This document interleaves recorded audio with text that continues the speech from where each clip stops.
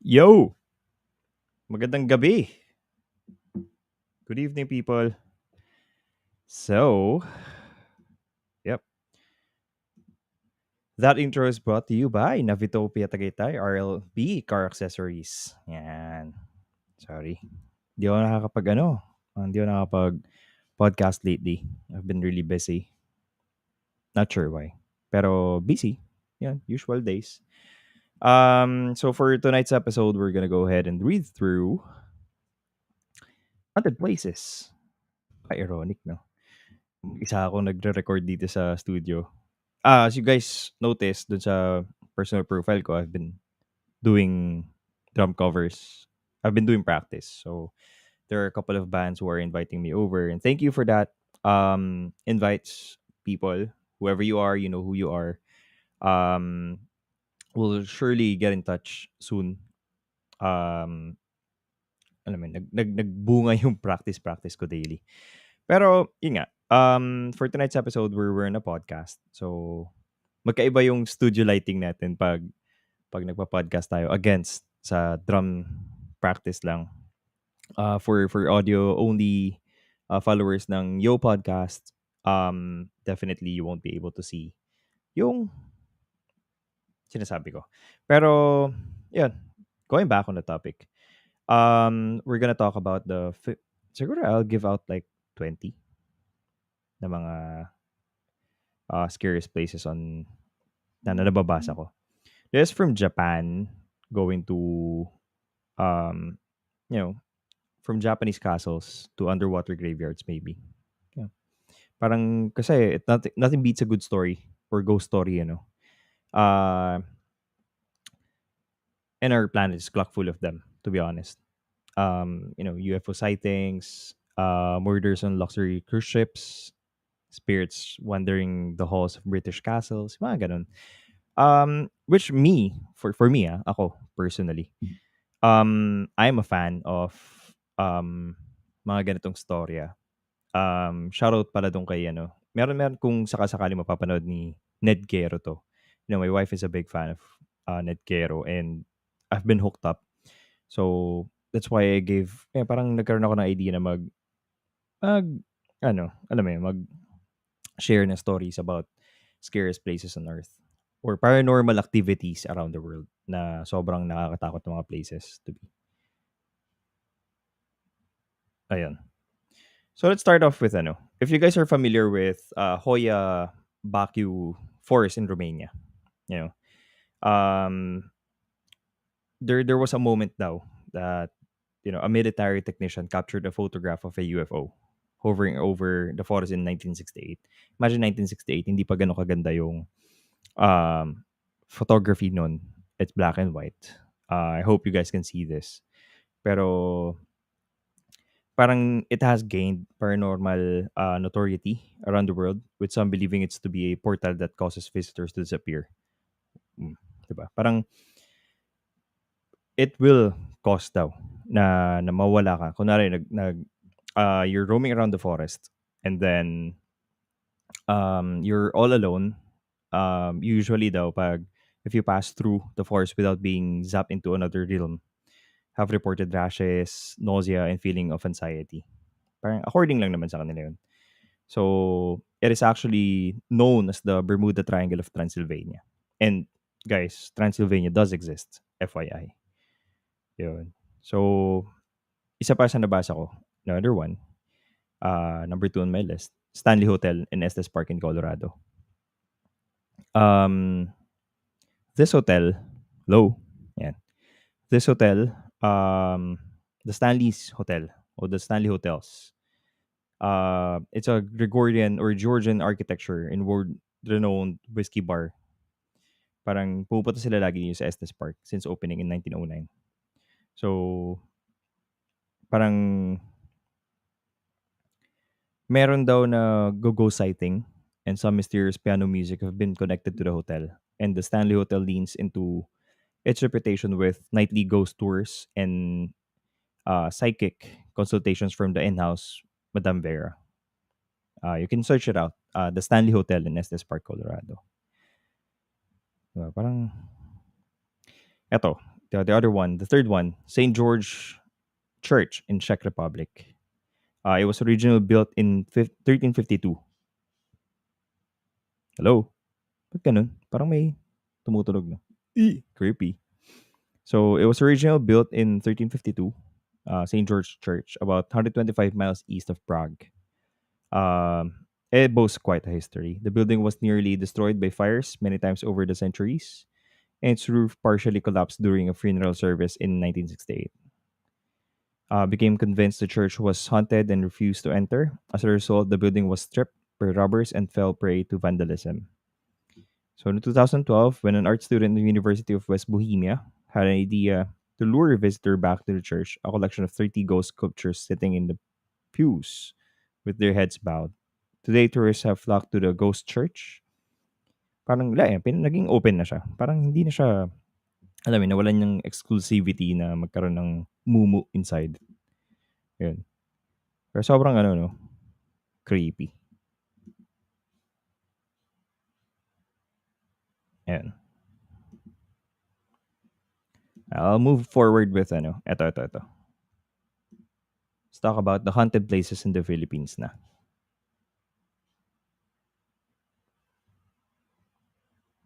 May tumutunog talaga. Okay. I'll go with the number one on the list. The Diplomat Hotel in Baguio City. Do you dare to take a vacation in one of the country's spookiest hotels, guys? Kayo ba? Pupunta ka ba dito? I'll bet like 15,000 pesos. Napakaliit eh, no? Siguro parang challenge lang. Dito ka matulog overnight sa Diplomat Hotel. It was built in 1911 as a seminary. At first, it was converted into a school, then eventually a hotel. Rumor has it that when the Japanese conquered Baguio, the nuns and priests dito who had taken in fleeing Filipinos were all killed and decapitated. Over the years, many residents and visitors reports hearing screams and seeing ghosts severed heads with severed heads na. To add to the spookiness, the hotel's manager, Tony Agpawa, also died in the place likely from a heart attack. Ooh. Diba? Do you dare? The hotel is haunted. Like, Jesus. Will you go? Kung ikaw, will you go here? Really scary. Number 2 on the list on Philippine scariest places. Fort Santiago in Intramuros, Manila. Given naman to eh, di ba? Kasi dito pinatay si Rizal. Yung scenery dito is really 1500s. May parang sobrang luma. Tapos lahat ng gera na punta na dito. It was given. Parang napaka-historic site that turns into something spooky at night. May mga ganun naman eh, di ba? Parang sobrang like alam mo yun, yung ano ito, yung nandito sa may um, area ng ano to? Corregidor, yan, Corregidor. Parang Corregidor. 'Di ba? Napaka-historic. Tapos ang dami namatay doon. So, given na yun, magiging spooky place talaga siya. So, yun, sa Fort Santiago naman daw. Of course, we all know the history. It's the center for both the American and Spanish colonial governments. The city's historic wall still stands tall until now, pero there are spooky airs daw. There have been reported sightings of ghosts of Filipino soldiers in the area. Residents also claim to hear screaming from the dungeons. I don't know if you guys have been to um, Fort Santiago in Intramuros, but it's really creepy pag naglakad ka doon sa mga walls. Kahit nung college ako, pag naglalakad-lakad ako dyan, meron akong feeling na someone's following me. Someone's there taking a look at me. Parang napaka-creepy ng feeling na may sumusunod sa'yo. Guys, if you want to go and share your stories, feel free. Message me on my personal page, or you can message the page ng Yo Podcast to share kung meron ba kayong mga creepy stories. Kasi ako, I'm just reliant on stories on websites, stories from friends as well. Pero ito mga to, these are from the top 10 scariest, and haunted places in the Philippines. So, given naman siya, I know this is an urban story from Manileños, from Filipinos, that these places are actually spooky and haunted. And given the wide range of history on where Philippines stand, especially the colonial era of American and Spanish, tapos yung Japanese colony pa. I mean, yung colonization ng Japanese sa atin, marami talaga namatay na Pilipino. And of course, yung mga namatay nung gera. And given that, of course, magkakaroon ng ghost stories, 'di ba? Pero yun nga, if you've been to Intramuros, sobra, kahit ako mismo eh, I have that feeling na someone's taking a look at you. Pero wala naman, 'di ba? Parang ngayon, parang feeling ko may kakalaskos dun sa labas, gano'n, 'di ba? Na parang meron naman talaga. Siguro yung mga dogs ko, pero hopefully yung mga dogs ko, 'di ba? So number 3 on the list, eto alam niyo na 'to, panigurado. Alam niyo na 'to. Sure bet na alam niyo 'to. The Manila Film Center in PICC in Pasay City. Napaka-urban legend na ito, eh. Alam mo yun? Parang meron naman, ewan ko kung napuntahan niyo na yung place sa Alabang. Ano yun yung ano, Ever ba yun? Or ano na siya ngayon, eh, parang Vista na ngayon, eh. Yung sinasabi nilang ano daw, libingan daw dati, or basta libingan daw siya dati. And people still see yung mga, alam mo yun, 'pag nasa sinehan. And this is something similar 'pag nasa Manila Film Center ka daw sa Pasay City. Um, there are things that's gonna cold brush your legs, parang ayun. Parang just to give you a brief background on what happened here. When Imelda Marcos was the first lady, um, parang ano, she had a Parthenon style cinema center built for the first Manila International Film Festival in January 1982.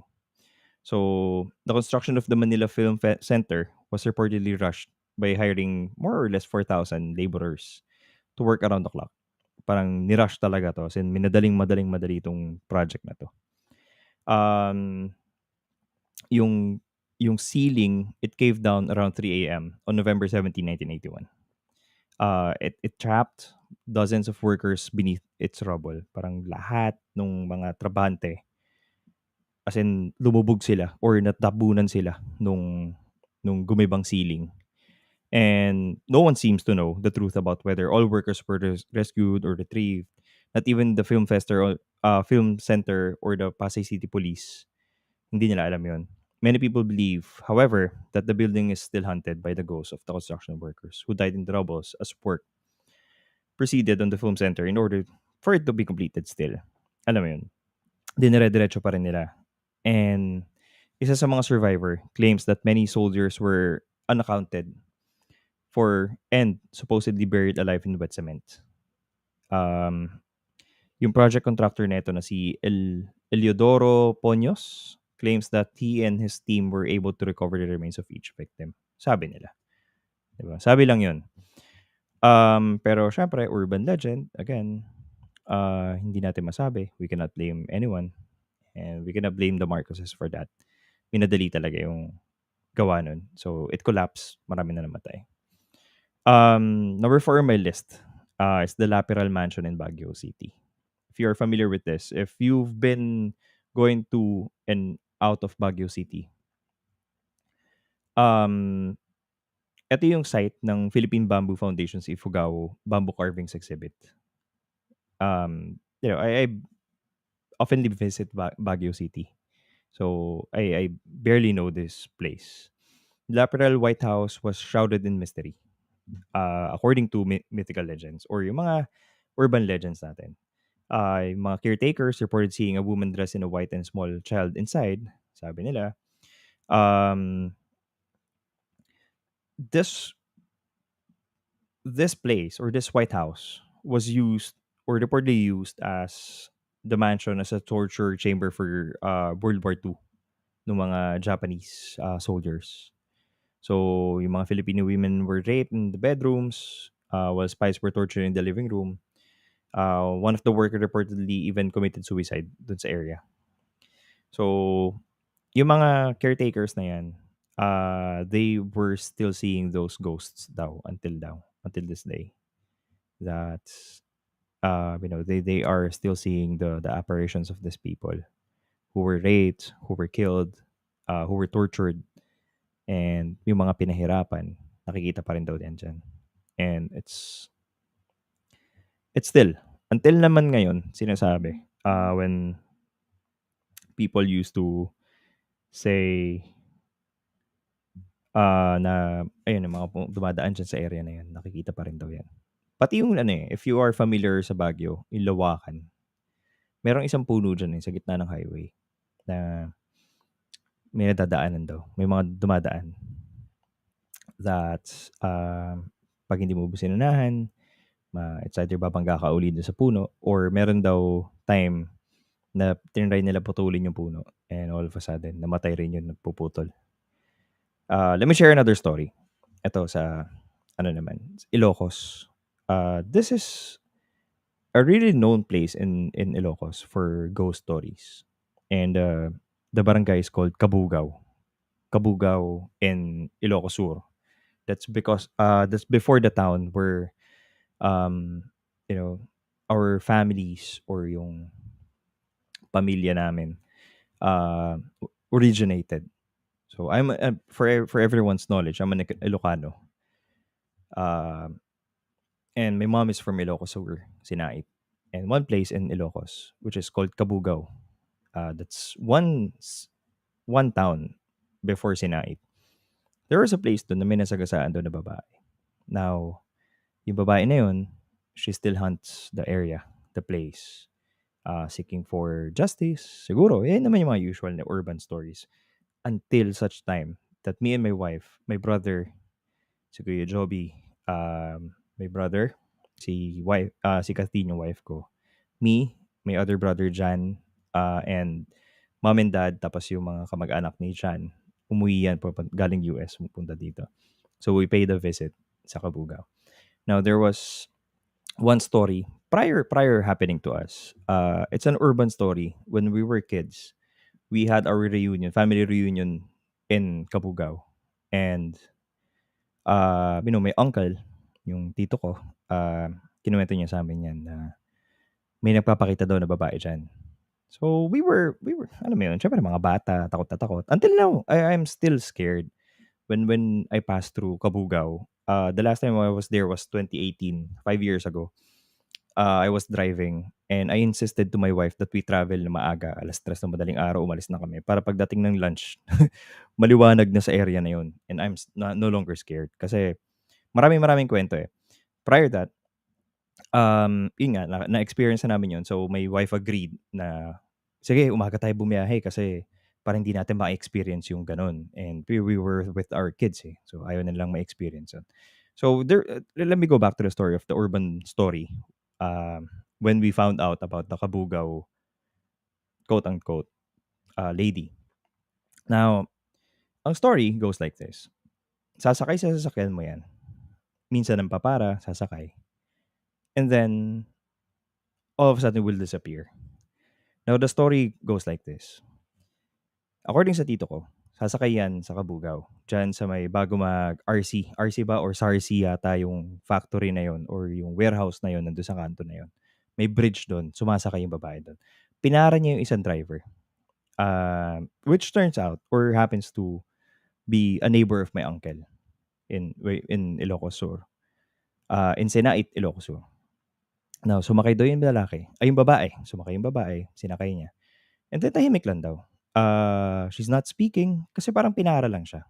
Parang naki-hitchhike. And on that time may nakita daw silang parang mga naglalakad. Imagine niyo na lang andun sila sa front seat, yung babae sumakay, naki-hitchhike. Kasi uso naman yun eh. Pag nasa probinsya ka, pag may nag-hitchhike sa'yo, uy, parahin mo yun, sasakay ka. And she's going to the other town, sabi niya. E di sinakay ng uncle ko. Sinakay ng uncle. Sinakay daw nung kapitbahay ng uncle ko. So sabi niya, saka bababa. Sabi, hindi daw nagsasalita yung babae. And all dun na sa tumatakbo na daw sa kapitbahay nung uncle ko na baka ito yun. And he's starting to think about it. Pero turns out, nagsalita yung babae. Nung nakita niya parang may naglalakad na mga lalaki doon sa unahan. Sabi, wag po kayo overtake, baka madisgrasya po kayo. Sabi sa kanya. And hindi naman, sinunod naman nung driver yung sinabi ng babae na sumakay. And ang bagal nung takbo nila, between 20 to 30 kilometers lang. I really cannot remember the exact story of how gaano kabilis yung takbo nila. Pero nung tumatakbo na sila, nung sinabi doon ng babae yun, dahan-dahan lang siya. Pagtingin niya doon sa babae, nawala. Tapos pagtingin niya doon sa naglalakad sa unahan, nawala na din. Kumaripas na siya ng takbo sa Sinai. So, ayun is according to the stories. That's an urban story that was shared to me when I was young. And then, one day, we traveled. Yun nga, kinikwento ko kanina. Yung wife ko, ako, kuya ko, dalawang kuya ko, may mom, may dad, tapos yung mga kamag-anak ng kapatid ko. Yung in-laws ng kapatid ko. We were traveling going to north, to Sinait that time. And doon sa area na yun, hindi alam nung hinire ng kuya ko na driver na kailangan mong bumusina. And we were all sleeping. That was around 8 p.m., 9 p.m. already. Tapos sabi ko, shit, ito na yung area ng Kabugao. So, kinalabit ko yung daddy ko, tsaka si kuya. Sabi ko, tol, ito na yung Kabugao, di ba? So, nag-start na kami, nagtakutan na kami. Then, alam mo yun, nag-start ako, matatakotin ako eh. Kinalabit ko na si kuya. Sabi ko, tol, ito yung Kabugao. Oo, Kabugao na to, ganyan, ganyan, ganyan. So, nagpapanik na kami lahat. Kuya, bumusina ka ba? So, hindi namin maalala kung saan yung specific area. Ako, personally, nung ako na yung nag-drive after 10 years na, hindi naman, after 5 years, tsaka ako bumiyahe. But, nung ako na yung nag-drive, I mean, nung doon pa time na yun, naramdaman na namin ni Kathleen that someone's sitting beside us. And this is no joke. You can ask my wife, you can ask my brother about this. Someone is actually sitting beside us. Kasi ang setup is, yung driver namin, nakalimutan ko yung pangalan niya, June yata. Yun naman usually diba, na pangalan. Si June, may dad is sitting beside him sa unahan. Hindi. Kuya ko, yung panganay namin. Tapos si daddy ko, si mami ko. Tapos yung in-laws ni kuya. Si kuya, yung wife niya. Tapos yung anak niya. Tapos ako, wife ko. Tsaka si Bien, yung kapatid ko. And right there, we know for ourselves that someone is sitting to sa tabi namin. And we were not even moving. Kasi alam namin na meron. If you see the mirror, meron ka makikitang glare nung tao. So sabi ko, putang ina, parang kakaiba to ah. And then, yun na, lahat na kami na-experience na namin yun na sabi namin, parang may nakasakay. And yung urban myth na yun, urban legend na yun, turns out to be true. No shit. You can search on that. Kabugao, Barangay Kabugao, Ilocos Sur. Or Kabugao Municipality of Kabugao, Ilocos Sur. And dumadaan. Yun, pag napadaan kayo doon, sabi-sabi, haka-haka that you have to honk your horn. Sabi naman nila. Pero it's up to you if you wanna go and experience that. Yun lang, sharing the story of travel times and north. Meron pa ako isa eh. I'm not sure if you guys are fan of or by chance na naniniwala sa mga kulam or hindi naman kulam. Yung kulam somehow no. Kulam yung tawag na sa kine-curse ka ng tao. And you know, apparently nagpa-check kami. And hindi naman kami kinukulam. But we are being followed by unhuman, hindi tao, non-humanoid person dito daw sa bahay. And it's really ironic kasi there were times na nagpi-PC ako. Doon ako sa PC ko when I play Dota or when nakikita niyo ako nag-stream ng games ko. I see people who are passing through doon sa may pintuan namin. For guys who are, who were able to go here and you see the setup sa bahay, makikita niyo yun, yung parang ramp namin Tapos yung PC ko nandun, eh, makikita mo yun, yung ramp na yun, yung daanan na yun, makikita mo sino dumadaan. It was 12:03 mga gano'n. Kaya minsan yung 'pag ako nagla-live ako dun tapos niloloko ako na, "Uy, may tao sa likod mo." Yeah, yung bata yun, gaganunin ko yan or basta kasi nakikitaan namin, nakikita ko yun. Now, yun nga nagpa-ano kami, nagpatawas kaming mag-asawa and, ayun ako bahala kayo kung gusto niyong maniwala, bahala kayo kung gusto niyong paniwalaan yung sinasabi ko, but this shit is true, okey? Nagpatawas kami mag-asawa, may ginagawa yung magtatawas sa'min that I cannot say, um, on live and on recording. Maybe off the record I can share it to you guys, pero may ginagawa yan, eh, yung magtatawas sa'yo. And then, it was my turn, sabi meron daw parang nilalang na sinasabi na meron daw nilalang na nakakapit. Sabi ko, "Okey, sige." And we did it weekly. Until now, we're doing it. And nawawala siya unti-unti. Yung feeling mo na may sumusunod sa'yo, may feeling na mabigat, nawawala siya, eh, totoo lang 'yan. But there was it was the second time that we are doing it. My wife, tapos yung mantatawas nandun. Tapos na ako. Sabi ko, I felt better. So, parang medyo pagod ako, nawala yung pagod, yung stress mo sa katawan. So, I was vaping, nandun ako sa, um, table namin sa ano tawag dito, dining table. If yung dining table namin, it was you have visibility nung nakikita ko 'pag nagpi-PC ako. Same, pati yung kalsada nakikita mo 'yan. And my wife was siya na yung tinatawas. Okey, wait lang.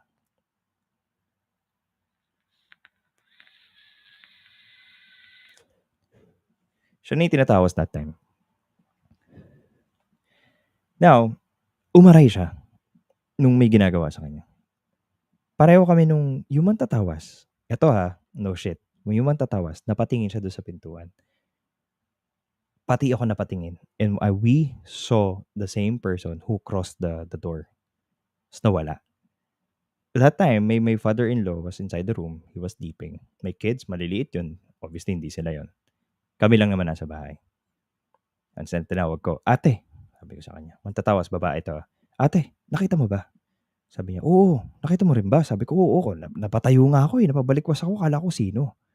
And that specific person was the same person who I'm seeing every night dati. Nawala na siya ngayon. Um, if you guys, again, are not fan of this, sorry, hindi you can bash me on this, pero I believe dun sa mga gano'n supernatural stories. Pero yun, sorry medyo haunted places sa pinag-uusapan natin. I just wanna share, ang dami kong storya diyan and I'm actually inviting someone over, um, really soon. His name is Mark, he's a good friend of mine. Um, he's a mountaineer as well. Pareho kami mountaineer nun and we share the same stories when we, go up mountains, yung mga kuwentong kababalaghan nga and it it's not those were not urban legends, those were experiences on our own. Later I'll share stories, pero going back dun sa yung caretakers nga, these are kasi the place where we were living it right now, kasi itong number 4 na example ko, the Laperal Mansion in Baguio City, they still see yung mga tao, yung mga napahirapan, and the place that we are staying here right now, staying in right now dito sa Dasma was, announced that dati daw mga tapunan, you probably know kung nasaan kami, pero dating mga tapunan, dating salve diyan, and it is really, really scary if you're gonna think of it. Pero kung matibay ang faith mo and God willing, I have a strong faith, um, wala, talo ka dito. Pero yun nga, may ano nga, eh, witch doctor, eh, 'di ba? May witch doctor, may magtatawas, may faith healer, so they will do the job. Nagpapaano kami ng, nagpapaano kami ng mga pare, to check on the place, to bless the place and everything. And it's helping naman, 'di ba? Wait lang ha.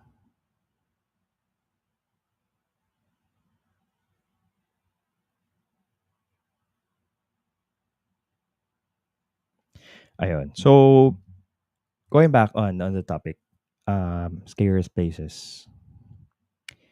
Eto, I haven't been here, and this is just stories that I've read through or I've run through. For people who doesn't know me well, I love to read, really love to read.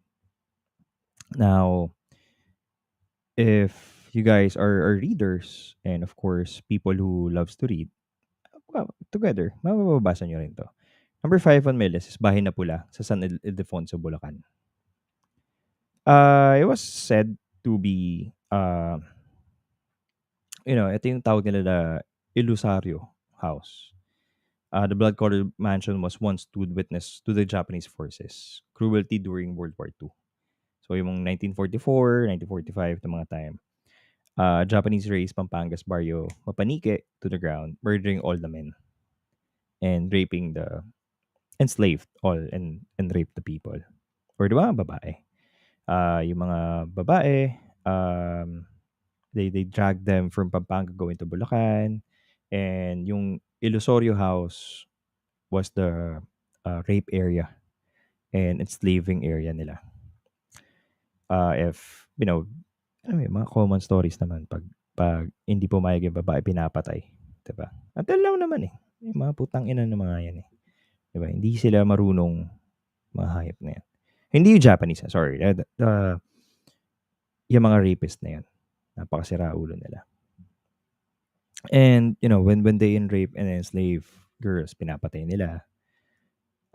So, those were yung mga comfort ladies na yun, yung trauma nila, along with the Bahay na Pula. And it was carried through generations to come. Nakakakita daw yung mga tao dyan ng mga naglalakad, umiiyak, ganyan. So, that was Bahay na Pula in San Ildefonso, Bulacan. That was number 5 on my list. Given na yung mga public cemeteries, so number 6 is on my list is Lambusan Public Cemetery in San Remigio in Cebu. Given yan.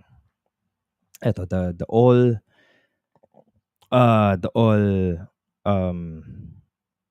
all-time favorite myth, diba? Yung Balete Drive sa Quezon City. There were stories that may nagpapakita daw na babae dito, diba? I have a question. Bakit ba babaeng nakaputi, diba? White lady. I see or my kids when they were kids, they're still kids until now, of course, 5 and 6 years old. Pero when they were little, like little 2 years old, 3 years old, they used to, sa Las Piñas pa kami nauwi nun. Meron kami space doon na tinatambak namin yung mga toys nila.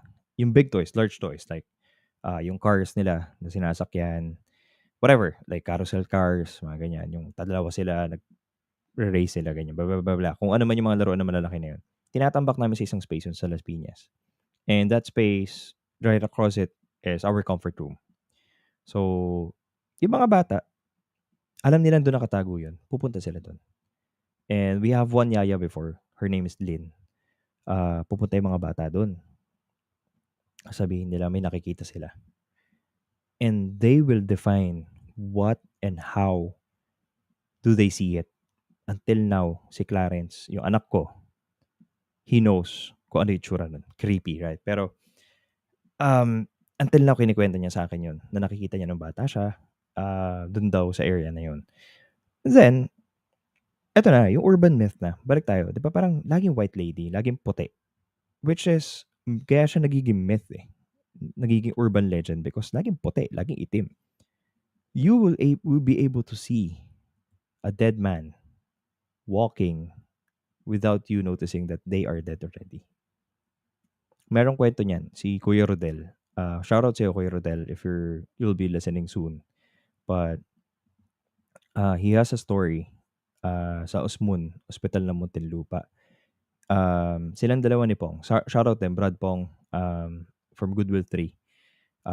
Silang dalawa to, naka-duty sila sa Osmun. And, I don't know, maybe it's a drunk story. Pero ang dami rin kasi nagkikwento and it's the same story that these people tend to tell me. And, share stories to me.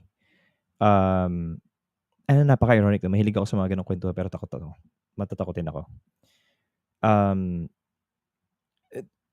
This time, etong time na 'to, naka-duty silang dalawa. Eh, they were doing the ano tawag diyan 'pag nurse ka, um, parang NC, parang gano'n, yung magdu-duty ka para internship. They were doing their internship sa Osmon. Um, Merong sinugod sa ER that they saw na sinugod. I think he was shot or parang napaaway, some sort of gano'n.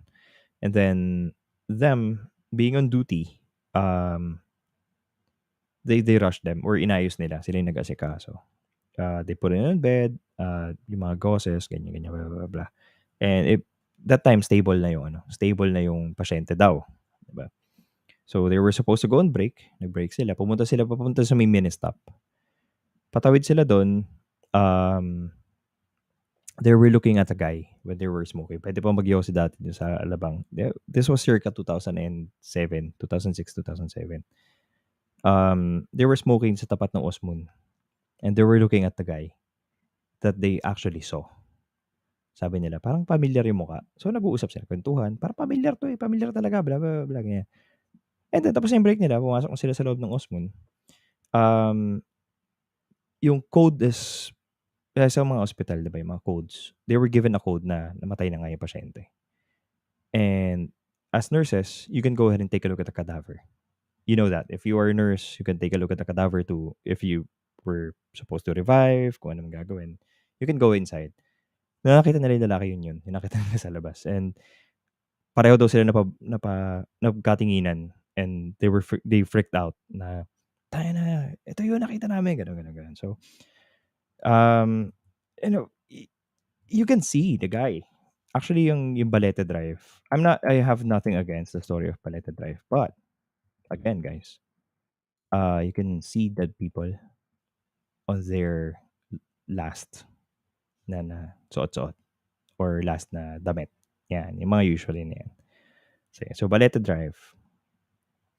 They said that Malacanang Palace is actually a haunted place in Manila.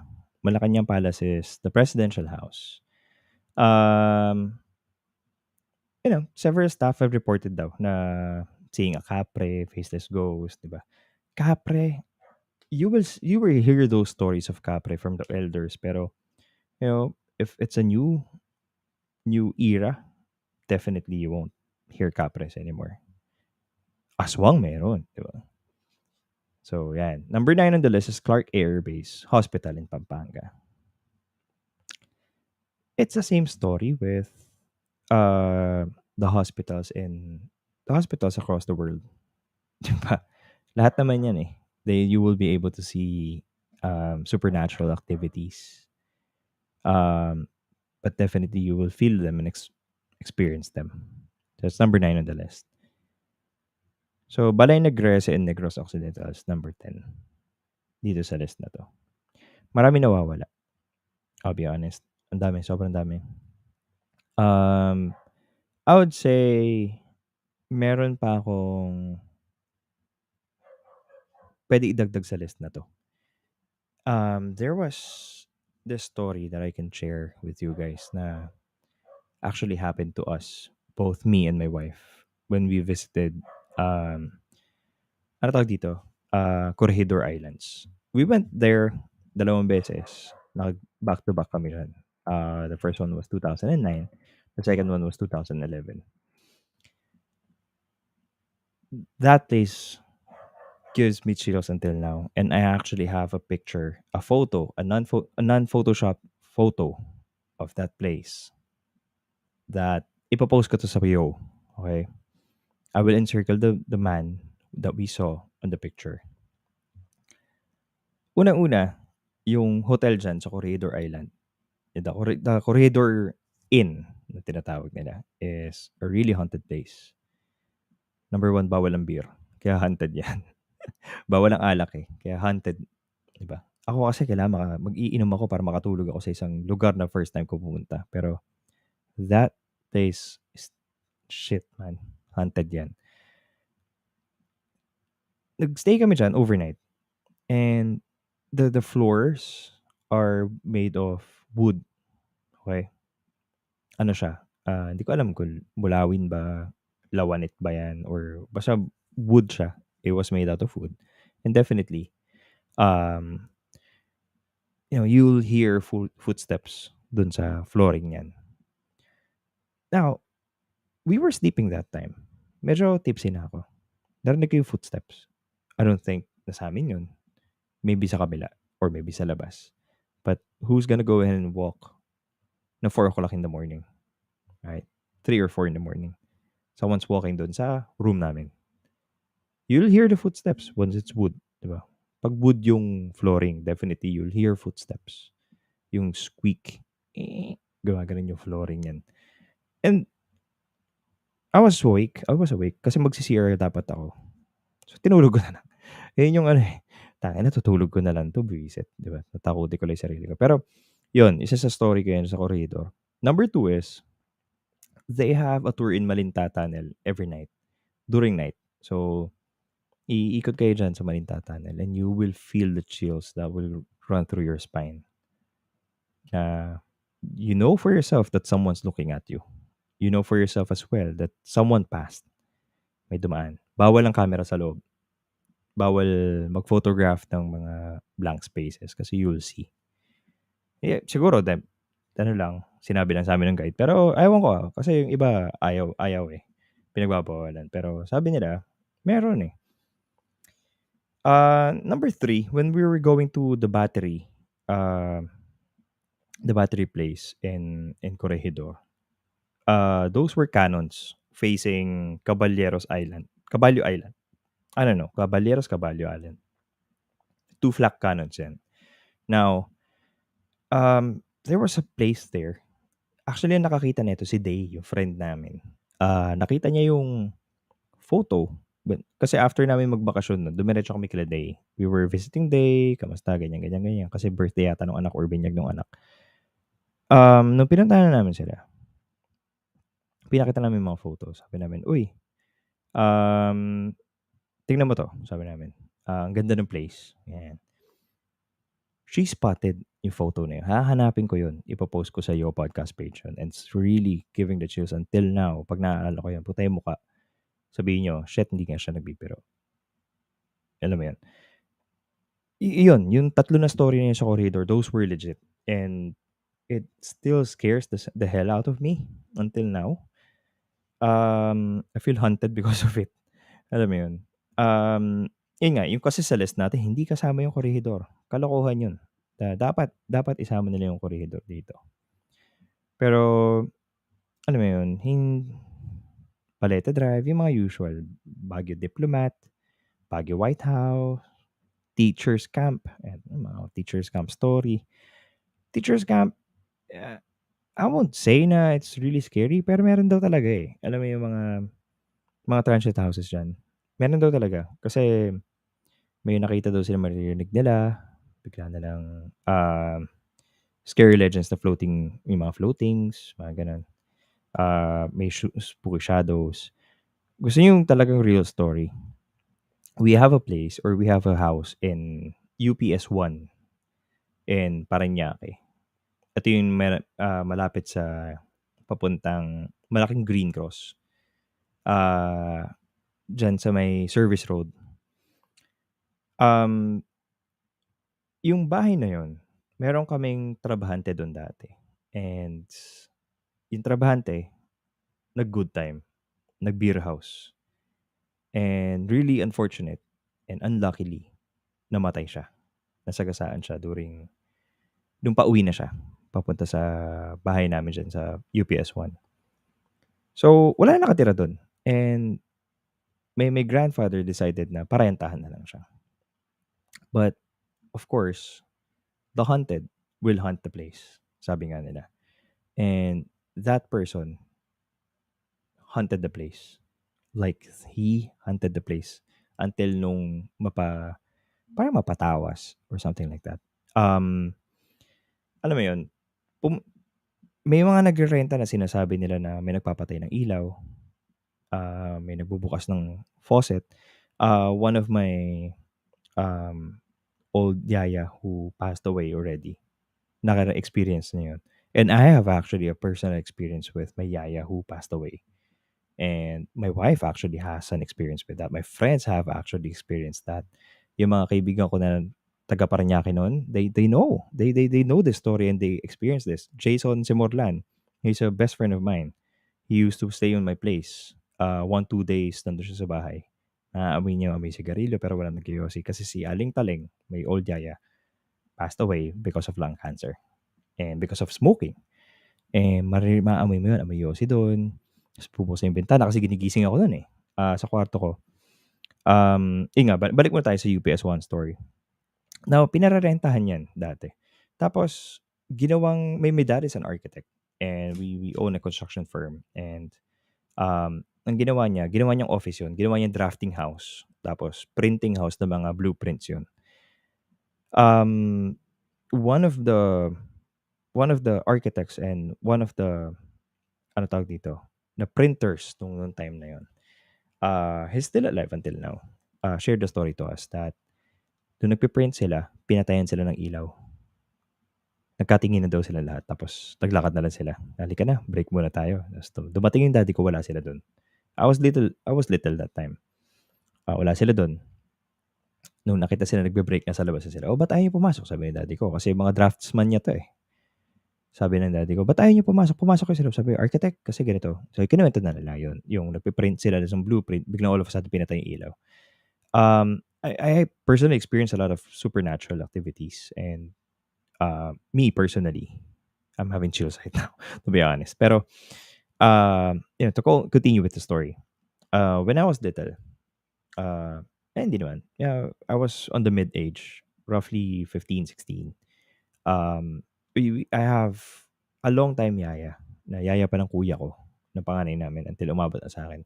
She was a smoker. Her name is Aling Taling. She used to wake me up.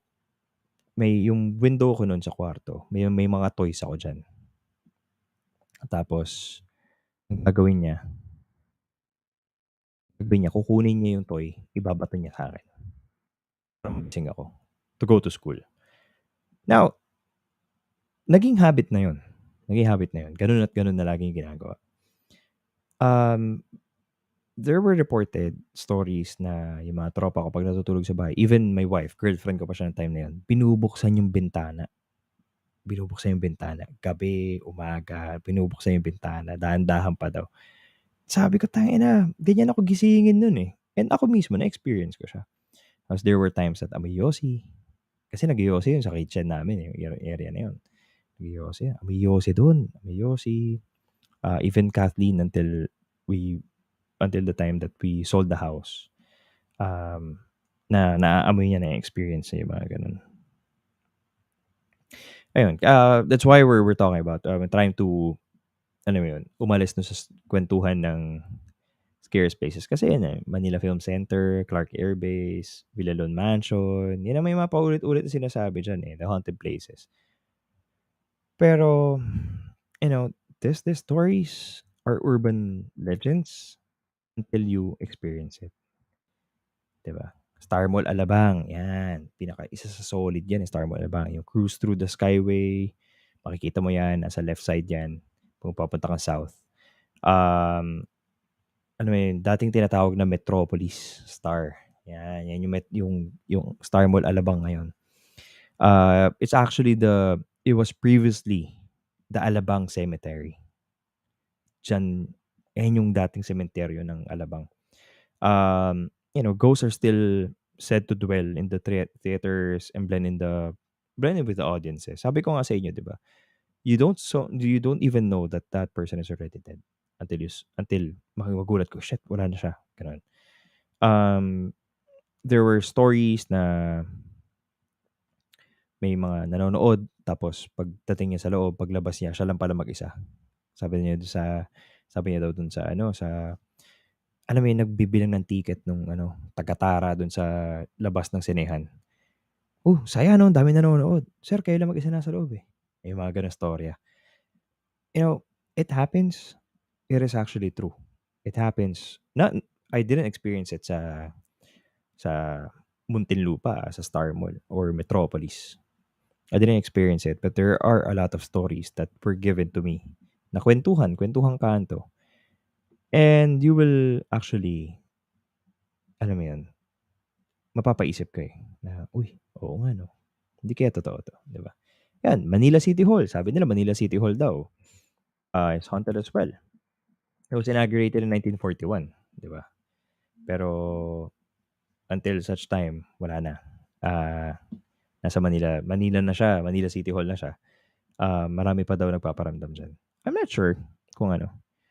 I'll be honest kasi it looks like a giant casket to me. Ewan ko, if you guys will agree. It looks like a giant casket. And some would say that it recalls the Shield of the Knights Templar daw, pero mukhang casket, 'di ba? Um, I have like a lot of stories that I can share na ganito. Pero, we're talking about places. Manila City, I haven't been here sa loob. Sa UST daw meron nagpaparamdam diyan. De La Salle, sa Ateneo, sa UP daw.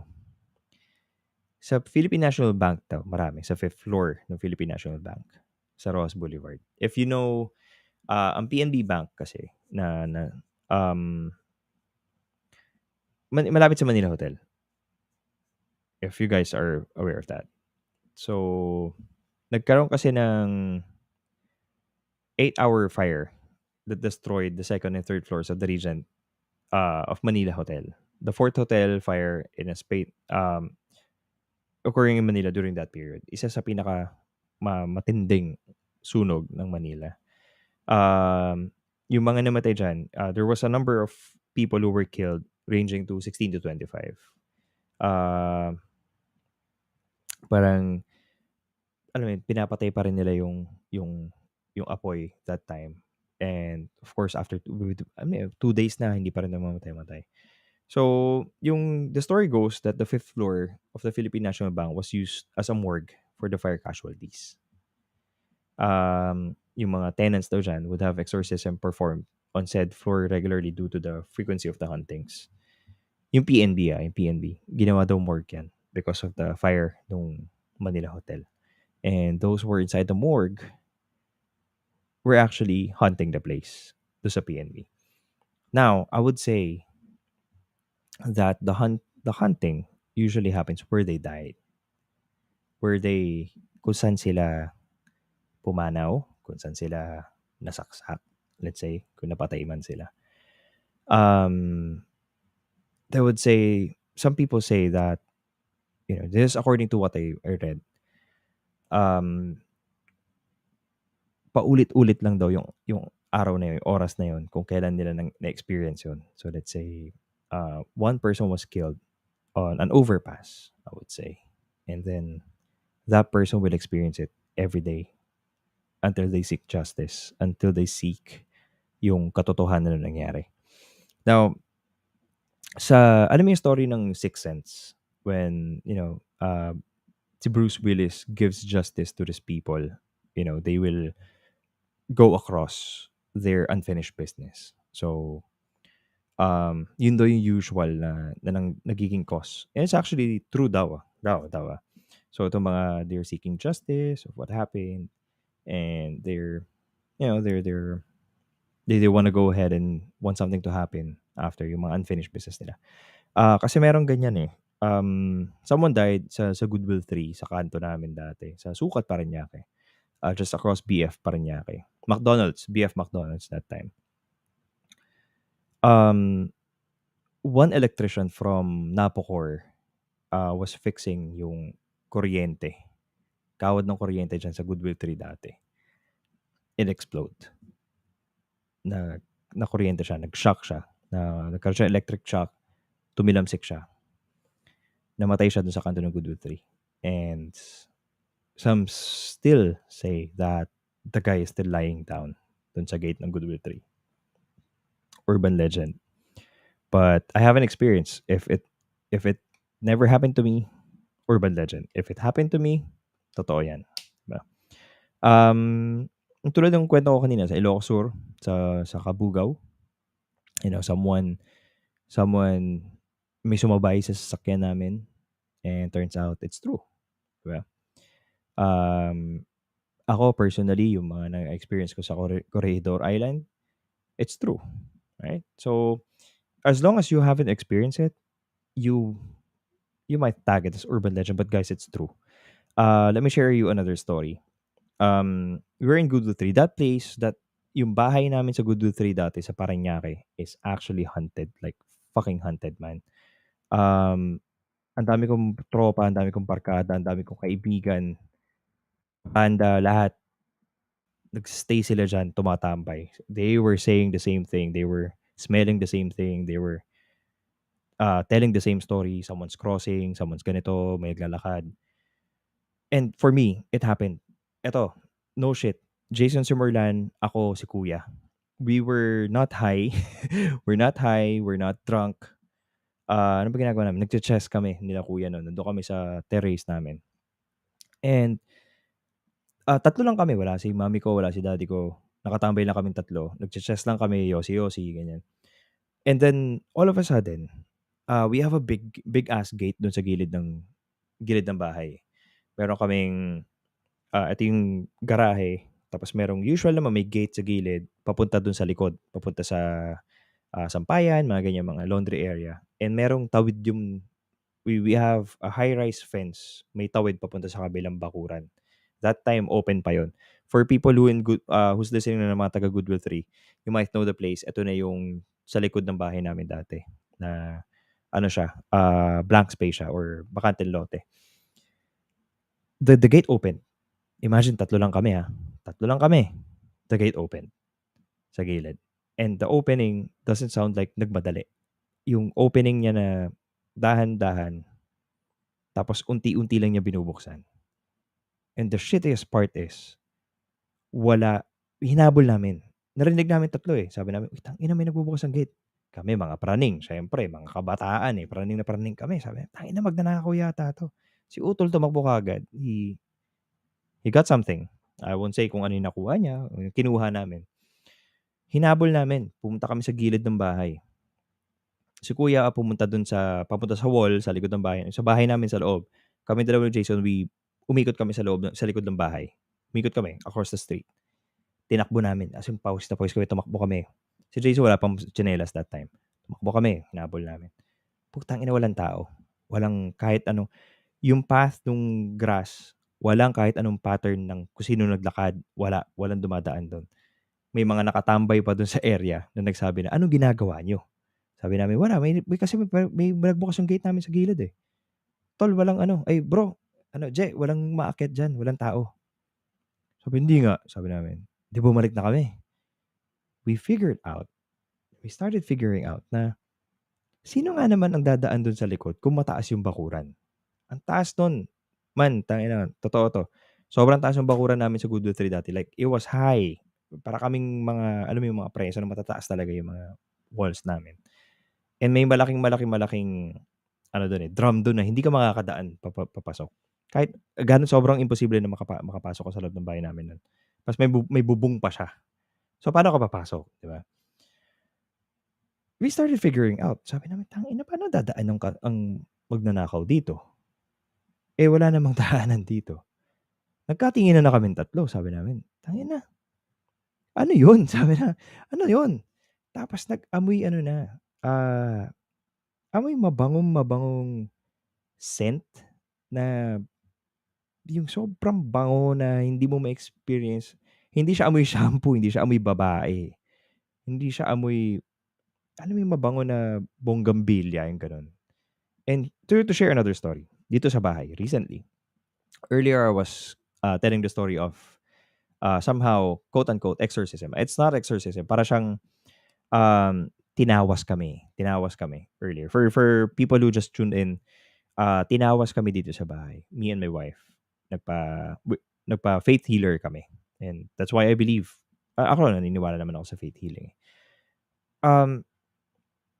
Right after that time na we were being faith healed that time, tapos na siya. There were reports or there were stories inside the house. My father-in-law, me, Kathleen, and yung pamangkin yung pinsan ni Kathleen na, she's staying here right now, share the same story na naaamoy namin, amoy bulaklak. And it's randomly happening. Sa mga na sa mga nakakapunta na dito sa bahay, sa mga tumatambay dito, umiinom, nakiki-jam, have you ever noticed a bougainvillea dito sa loob ng bahay? Sa loob ng bakuran namin. Malaki 'tong bakuran na 'to. The studio is different from my house. Nandun sa kabila yun. And the place is really big. Note this, pag kayo pumunta dito, walang bougainvillea dito. Hindi amoy bulaklak. Walang bulaklak. Wala kaming hilig sa bulaklak. We have fruits. We have vegetables na tinatanim, pero wala kaming bulaklak. So sabi namin, tangina, saan nagagaling yung amoy? So ako, this is no shit. It happened to me 2 a.m. Tapos na ako mag-submit na report ko sa mga clients ko. Um, I just ended my 1 o'clock call with one of my client. Nag-submit na ako report. Patulog na ako, basically. Ako kasi, si Pupu eh. Pupu muna ako bago matulog. Magsi-CR muna ako. I was standing right in front of of our comfort room when I smelled the scent of bougainvillea. Sabi ko, shit, amoy patay ito. Tumakbo ako sa kwarto, natulog ako. And then, after 2 days, my father-in-law, daddy, said that there was a time, sabi niya, eto, no shit, hindi ko kinuwento sa kanila to. Kasi ayoko sila matakot. Nagkwento na daddy ko. Sabi, nag-amoy bulaklak nung isang gabi. Napabalikwas ako sa tulog ko. Sabi niya. Sabi ko, kailan yung gabi na yun? Sabi niya, kahapon pala, sabi niya. Sabi niya, kahapon pala yun. Yung sabi niya, kahapon pala yun. Kahapon, hindi pala nung nakaraang araw, kahapon. Sabi ko, hindi siya tugma dun sa nangyari sa akin. Kasi nung nangyari sa akin, 2 days ago. So sabi ko, ako rin nakaamoy ako niyan 2 days ago. Siya naman nung a day before. Now, my wife used to work on site minsan, and she works here. Before, meron kaming opisina dito sa loob ng compound, sa loob ng bahay namin. May sarili kami opisina ng wife ko dyan sa kabilang studio to, office sa kabila, bahay doon sa dulong-dulo. She used to work there and then she stopped. Lumipat na siya uli doon sa main house. Doon na siya nag-set up ng PC niya, ng laptop niya and the table. She was working, it was planned in the morning. It was sunny as hell. Naamoy niya yun. Walang pinipili yung oras. Naamoy niya. Napatayo siya. I was cooking lunch. Kasusundo ko pa rin doon sa bata kay Cadence. Cadence, malabo naman mag-amoy bulaklak yun. Amoy pawis, amoy bata. Pag pasok ko, sabi niya, tumayo. Sabi niya, amoy bulaklak ng ano? Ng ano? Ng punerarya. Sabi ko, ha? Hindi, eto na. Kinuwento ko na sa kanila ngayon. Ano yung na-experience ko. Nagtugma-tugma kami. Iisa yung naamoy namin lahat. So, ano yun? I have like tons of stories about this, I would say, ano tawag dito? Haunted stories that happened to me. Sabi ko nga sa inyo, I won't by chance believe until I experience. Now, there was a time as well. Sabi nila, yung bahay daw namin sa Richmond, sa Las Piñas, it was haunted. Sabi lang nila. Wait lang, may vape lang ako. Shoutout pala, Dodge of DPM Mods. Really, really ganda nitong mod na to. As in, basta PM nyo lang si Dodge, tapos follow nyo yung page niya.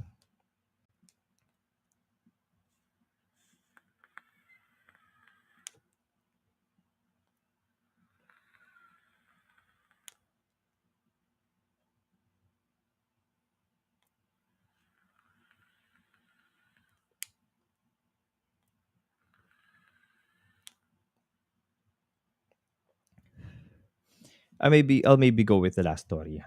Babasahin pa natin iba. Wala na ako makitang mga haunted places sa Manila eh. I can remember of.